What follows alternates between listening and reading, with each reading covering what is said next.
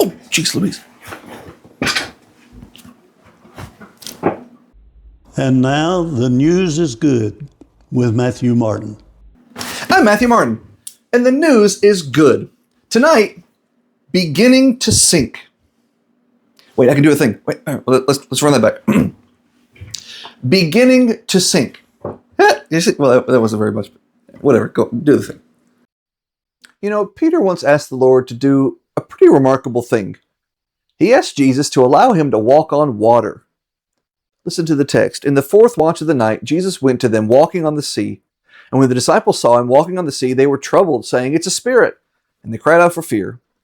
But straightway Jesus spoke to them, saying, "Be of good cheer, it is I, be not afraid." And Peter answering him said, "Lord, if it is you, bid me to come out into the water." And Jesus said, "Come." And when Peter was come down out of the ship, he walked on the water to go to Jesus. When he saw the wind boisterous, he was afraid, and beginning to sink, he cried, saying, "Lord, save me." And immediately Jesus stretched forth his hand and caught him, and said to him, "O of little faith, why did you doubt?" And when they were coming to the ship, the wind ceased. Now try to wrap your head around just how brazen a request this is by the Lord's disciple. Jesus is walking on the water as effortlessly as we walk on the sidewalk. But of course he is. He's Jesus. He can do anything. But Peter thinks that, and he doesn't stop there. Peter thinks, of course he's Jesus. He can do anything, so he can let me do anything too. So he asks Jesus for this amazing power, and Jesus gives it. And you know what happens next? Peter began to take his eyes off the Lord and look at the storm, caring too much about the storm than he did about the Lord. Then the text says something that I don't think we've given enough appreciation.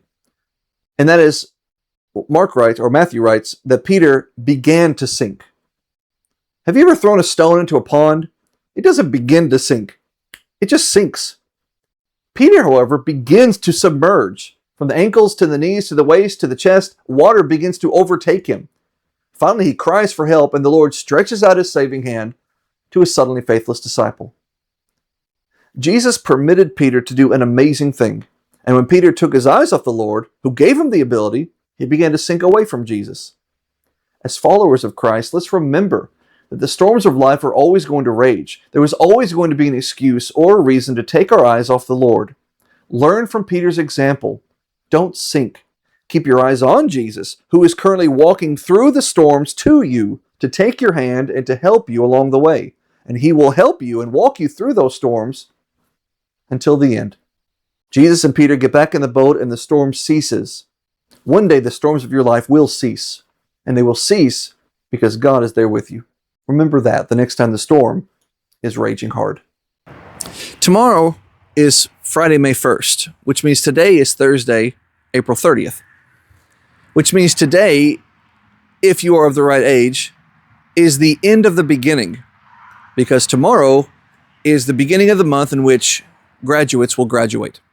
If you're a high school senior or a college senior or a kindergartner or something like that, this is the month, or tomorrow starts the month in which you will graduate. Tomorrow is the beginning of the end. You have the whole month to build it up and to shed your tears or whatever, and then you graduate and you start the new phase of your life. Today is the end of the beginning, which means what follows is the beginning of the end, which sounds more morbid than it needs to be, but whatever. Today is the end of the beginning. What does that mean? Beginning of the end, we use that phrase all the time. What is the end of the beginning? It's a moment when you pause and reflect that you are about to usher in a transformation, that you have basically reached the fullest potential you can to this point of your life, to this phase of your life, and now you start a new phase, starting over, starting fresh, starting something fresh and new in the beginning of a new thing, and you have kind of reached your peak. And it's okay to stop and to look back and assess your life to this point. Whether that is you're about to turn 40 or 30, or you're about to graduate high school or college, or you're about to graduate kindergarten. I mean, you won't do it then if you're about to graduate kindergarten, your parents will. And it's an opportunity for you to say, okay, tomorrow we start something new. Right now, let's pause and reflect on what has been. It has become kind of a thing you see on social media a lot. If there's a child who's about to graduate high school, their mom usually is constantly posting baby pictures or just all kinds of random pictures of that kid, showing them over the years. And probably they hit post and they look at it and then they cry and then they move on. But it's all about pausing to reflect on what has been and to consider how much change has happened along the way to get to this point where now you have reached the end of this phase. You have matured to the end, to the completion of this period of your life. And now you start all over. You graduate high school and you're the top of the school. You become a freshman in college and you're back at the bottom. Then you graduate college and you're at the top of the university. And then you start a new job and you're at the bottom. And you work your way up. And it's just, life is those ebbs and flows. Beginnings of endings, endings of beginnings, and over and over and over. That is life.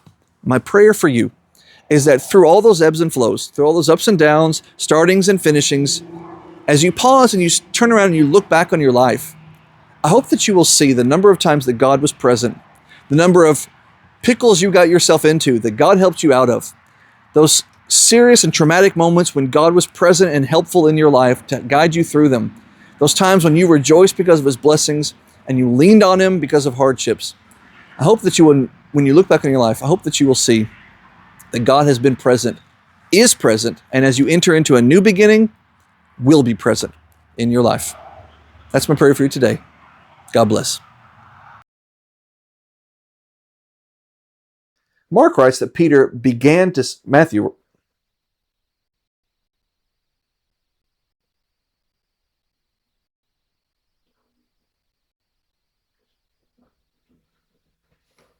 Matthew writes that Peter began to sink.